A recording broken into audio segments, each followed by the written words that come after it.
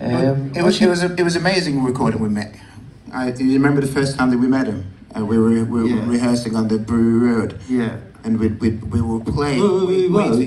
The Brewery Road. We were playing. We were rehearsing, waiting in anticipation for his imminent arrival, which then happened a few hours later than we actually anticipated. And he walked into the studio with his plastic bag, full of bits of paper, looking dishevelled, piss wet through, and he just said, "I thought the studio was somewhere else. I've been travelling ages to try and find you."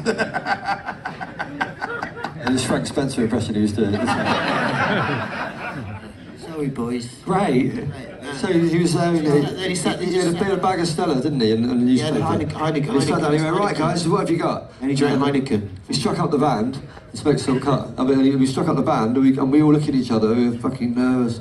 We were sweating, and this was one of the biggest things we'd ever done. I mean, we gave the best performance ever of What a Waster. I mean, we stopped. At the bracket. At the bracket, and we stopped, and we breathed a sigh of relief.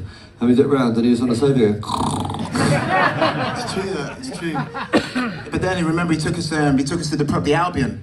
Yeah, around the corner, and we sat down and had a really good chat with him, and he was telling us stories of like, he was telling us stories about his time with the Clash, and then he was talking about the time that things went awry with the band, and one of the things he said was one of his biggest regrets in the world were that they never mended their ways. They never came back together as friends, not really as a band. And he said that you know, if there's one thing that you guys should try and do, because one thing that people don't actually seem to realize that the ideology of maintaining like the unit of a band is really fucking hard, man. You started off as friendship, and you play shows in front of your friends. You mates turn up. Remember the first show we played at the Room Factory? I didn't have a drum kit. You guys just about had guitars. We played a horror show. You broke a guitar string, and we had to wait ages to try and find somebody to replace a guitar string. My drums, I didn't even have a drum kit. My drums my cymbals were on ropes. So I'd hit a cymbal and the cymbals were swinging around everywhere. I was dodging cymbals. James Endicott was there, and what he saw was a bunch of guys playing and enjoying their moments in time in front of their environment with their friends. And I think that's what most people do when they decide to form what is a band. Then a record label becomes involved, and then all of a sudden that friendship then turns into it acclimates into a business, and then that has an effect on the relationship. And then lawyers, they become involved, and all of a sudden there's splits happening here and promo happening here, and some people are being referred to in different ways than others, and so it becomes really, really difficult to maintain that friendship, because the original ideology as to why you set the band up it's been completely ripped apart by outside forces that you have no control over whatsoever. And I think that was one of the things that kind of like, it was quite detrimental to us in the very, very beginning. The ideology of other people telling us what we were supposed to be doing. Other people saying, you need to be here, you need to be there. And it was kind of like, well, do we really need to? And we were so young within the industry at that point in time that it was really, really difficult for us. But the one thing that we did maintain, regardless of what the media said was, regardless of what happened, post that, we always maintained the friendship. We may have stopped performing together, but the first thing I did when we stopped playing was go record with Peter.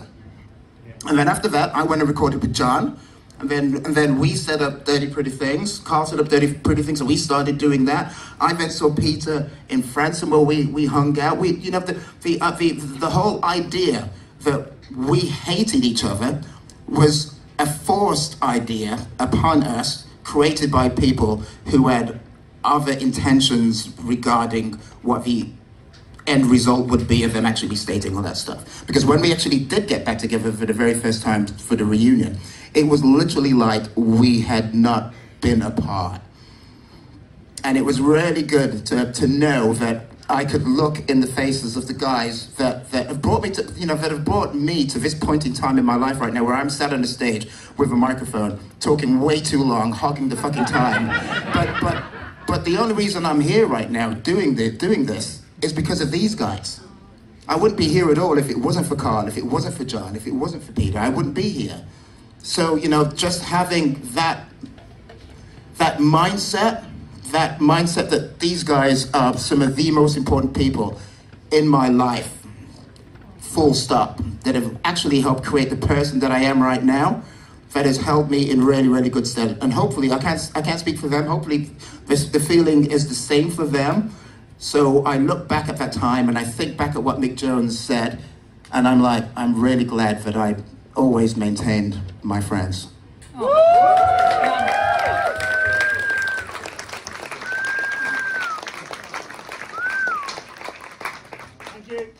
Rod, do you want to play some songs now?